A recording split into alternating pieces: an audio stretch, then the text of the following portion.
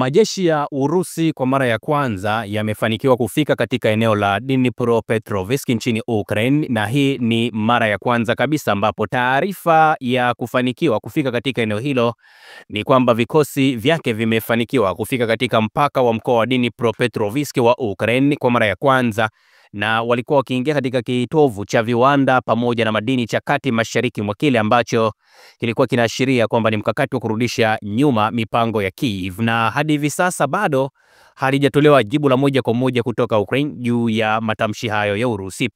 Urusi imezungumza tarehe 7 mwezi wa 6 kwamba imefanikiwa kuingia katika eneo la mashariki mwa Ukraine, eneo ambalo ni la viwanda la Dnipropetrovsk kwa mara ya kwanza katika mashambulizi yake ya miaka mitatu, na hili ni moja kati ya mafanikio makubwa kabisa ambayo yametokea tangu kukwama kwa mazungumzo ya amani kati ya Urusi pamoja na Ukraine. Moscow, ambayo ina mpango katika uwanja wa vita, imekataa mara kwa mara wito wa Ukraine pamoja na Ulaya na rais wa Marekani Bwana Donald Trump wa kusitisha mapigano kamili bila masharti yoyote yale. Katika mazungumzo yaliyofanyika Juni 2 huko Istanbul, Uturuki ilitaka Kiev kuwarudisha nyuma wanajeshi kutoka katika mstari wa mbele, pili kukubali kusitisha uungwaji mkono wote ambao unatokana na usambazaji wa silaha za magharibi, pamoja na kuachana na adhima yao ya kujiunga na muungano wa kijeshi wa NATO, ambapo Dnipropetrovsk sio kati ya mikoa mitano ya Ukraine ambayo Urusi imetaka maeneo hayo yawe mikononi mwake. Na ifahamike hili eneo la Dnipropetrovsk ni kitovu muhimu sana cha madini pamoja na viwanda kwa Ukraine, na maendeleo ya kina ya Urusi katika eneo hili yanaweza kuwa na athari kubwa kwa jeshi, lakini pia uchumi wa serikali ya Ukraine, kwa sababu watakuwa wameenda kwenye kiini cha uchumi wa Ukraine. Ifahamike hii Dnipropetrovsk inakadiriwa kuwa na watu karibia milioni 3 kabla ya Urusi kuanzisha mashambulizi yake, ambapo takribani watu milioni 1 walikuwa wanaishi katika mji mkuu wa mkoa huo unaofahamika kama Dnipro. Wizara ya Ulinzi ya Urusi imesema vikosi vijeshi kutoka kitengo cha mizinga vimefanikiwa kufika katika mpaka wa magharibi wa Jamhuri ya Watu wa Donetsk na wanaendelea kuendeleza mashambulizi katika eneo hilo la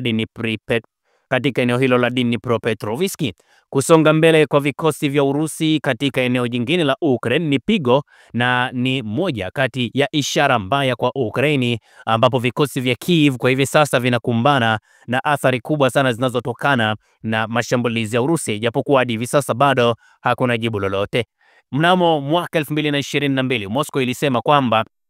ilikuwa inashikilia mstari wa mbele wa mikoa ya Donetsk, Kherson, Lugansk pamoja na Zaporizhia ambayo haikuwa na udhibiti kamili, lakini mnamo mwaka 2014 Urusi iliteka ile peninsula ya Crimea kufuatia mapinduzi ya EU huko Kiev ambayo yalifahamika kama mapinduzi ya Euromaidan. Katika seti ya madai ya amani ambayo ilitolewa na Ukraine, au mfululizo wa yale mapendekezo yaliyotolewa na Ukraine katika mazungumzo ya hivi karibuni, walisema kwamba kutambuliwa rasmi kwa mikoa hii ni sehemu ya Urusi, wakasema wa Ukraine kwamba jambo hilo haliwezekani. Ifahamike kumekuwa na changamoto nchini Ukraine ambapo wanajeshi wamekuwa wakirudi nyuma, ambapo makumi kwa maelfu ya wapiganaji wa Ukraine wameuawa katika mashambulizi katika kipindi cha miaka mitatu ambayo Urusi wamefanya mashambulizi, huku mamilioni ya watu wakilazimika kukimbia makazi pamoja na miji na vijiji vyao mashariki mwa Ukraine ambavyo vimeharibiwa na mashambulizi ya anga pamoja na mapigano ya ardhini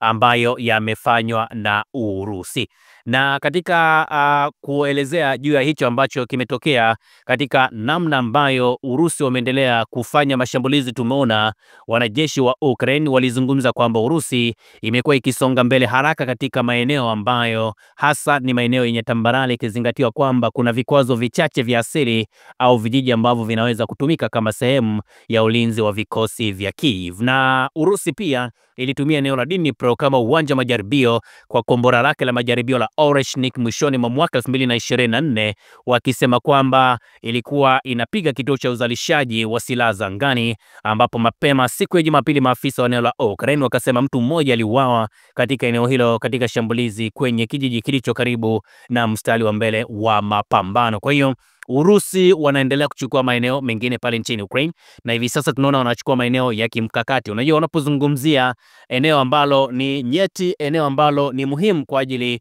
ya uwekaji wa silaha pamoja na madini, unazungumza eneo ambalo ni kama uti wa mgongo wa taifa la Ukraine. Na tunapozungumzia maeneo kama hayo, unaweza, yani ingekuwa ni kibongobongo tungesema labda mikoa kama ya Geita, mikoa kama ya Arusha, mkoa kama wa Mara pamoja na mikoa mingine ambayo ina rasilimali madini kwa kiwango kikubwa imechukuliwa. Kwa hiyo hiki ndicho ambacho kinaendelea huko. Lakini pia tukiwa bado hapo nchini Urusi pamoja na Ukraine, mtakumbuka nilaletea ripoti ile ambayo ilikuwa inahusiana na kile ambacho kimefanya na Ukraine, ambapo walisusia maiti 1212 ambazo Urusi walikuwa wanazipeleka kule nchini Ukraine, ambapo walizisusia hao wa Ukraine wakisema hawazihitaji hizo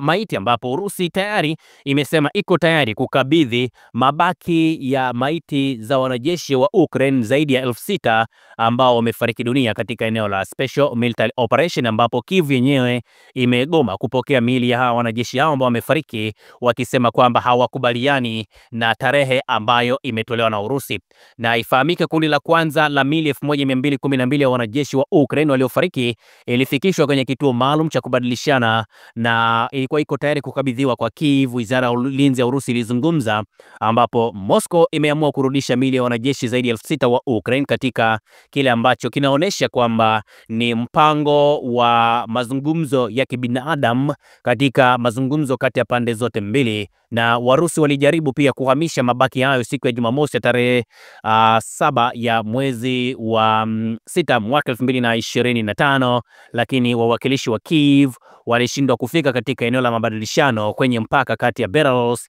pamoja na Ukraine. Upande wa Urusi uko tayari kikamilifu kutimiza makubaliano yote ya kurejesha mili ya wanajeshi wa Ukraine waliofariki dunia na kubadilishana wafungwa. Luteni General wa Urusi anafahamika kama Alexander Zorin, ambaye alikuwa ni mwanachama katika timu ya mazungumzo ya Moscow huko Istanbul, alizungumza na waandishi wa habari, lakini kwa bahati mbaya ni kwamba wa Ukraine walisema wenyewe hawataki. Nikinukuu kauli ambazo zimezungumzwa juu ya jambo hili, anasema Kyiv imekataa kupokea miili ya wanajeshi wake ambao walifariki dunia, wakisema kwamba haijafika tarehe ya uhamisho, na kuishutumu Moscow kwa masuala ya kibinadamu pamoja na masuala ya kihabari, ambapo msemaji wa Wizara ya Mambo ya Nje ya Urusi Bi Maria Zakharova pia alisema hatua hiyo ni mpango wa Urusi ambao walikuwa wanatekeleza yale maazimio ambayo yalifanyika pale mjini Istanbul, lakini Ukraine wenyewe wameonekana kugomea. Na nikawafafanulia kidogo kwamba sababu za Ukraine kugomea kupokea hizo maiti inawezekana waweze wakaziweka wazi, lakini kwa sisi ambao tunafuatilia mambo ya geopolitics ni kwamba Ukraine wanashindwa kupokea hizo maiti kwa sababu wanahofia pindi maiti hizo zitakapofika pale nchini Ukraine, raia pamoja na ndugu na jamaa watafika kutambua miili ya maiti hizo, na wakitambua hiyo miili ya hizo maiti basi watadai fidia, kwa sababu Ukraine wao walisema wanajeshi watakaofia vitani basi ndugu zao watapewa mlungula, watapewa kibunda, watapewa pesa za kutosha,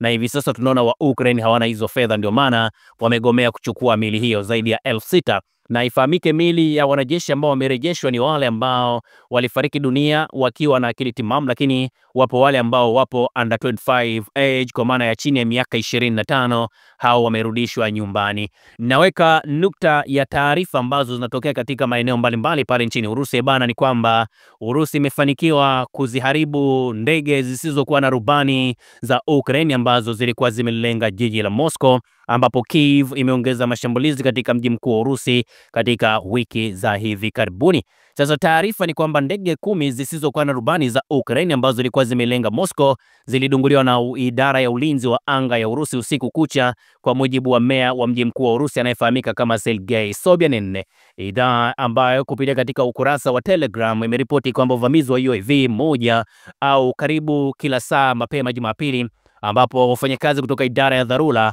walitumwa kwenye maeneo ambayo uchafu wa ndege zisizokuwa na rubani ambazo zimeharibiwa zilianguka, kwa mujibu wa bwana Sobyanin. Viwanja vya ndege vya Domodedovo vya Moscow pamoja na Zhukovsky vilisimamisha safari za ndege kwa muda, huku kukiwa na uvamizi wa ndege zisizokuwa na rubani, kwa mujibu wa shirika la usafiri wa anga la pale Urusi ambalo linafahamika kama Rosaviasia. Wizara ya Ulinzi ya Urusi imesema baadaye katika siku ya kwamba jumla ya UAV 67 za Ukraine zilipigwa risasi ndani ya Urusi tangu Jumamosi jioni kando ya mkoa wa Moscow. Utekaji nyara ulifanyika katika mikoa ya Bryansk, Belgorod, Kaluga, Tula, Orel pamoja na Kursk, lakini pia katika eneo la Crimea.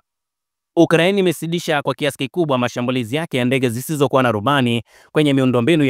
ya kiraia mjini Moscow na maeneo mengine ya Urusi tangu katikati ya mwezi Mei, wakati wa mkutano wa kwanza kati ya wawasilishaji kutoka nchi hizo mbili ambapo ulifanyika pale mjini Istanbul Mei 16, na mashambulizi hayo yalifikia kilele katika wiki ya mwisho ya mwezi uliopita ambapo zaidi ya UAV 2300 ziliangushwa kwa mujibu wa Wizara ya Ulinzi ya Urusi. Urusi yenyewe imejibu uamuzi huo kwa mashambulizi ya usahihi yaliyolenga vituo vya kijeshi vya Ukraine, ikiwa ni pamoja na maeneo ya uzalishaji wa ndege zisizokuwa na rubani, maghala pamoja na viwanja vya ndege, vituo vya rada pamoja na maghala ya risasi. Kwa hiyo hiki ndicho ambacho kinaendelea huku. Tunashukuru sana ndugu zetu familia ambao wameendelea kutufuatilia kwa ajili ya kupokea taarifa mbalimbali ambazo zinatoka katika eneo la Special Military Operation, lakini kubwa zaidi ni kuwakumbusha kwamba msisahau kusubscribe, kulike pamoja na kushare ili taarifa tunazozitoa ziwafikie watu wengi zaidi katika kila pande ya dunia. Usisahau kusubscribe, like na kubonyeza alama ya kengele. Asante.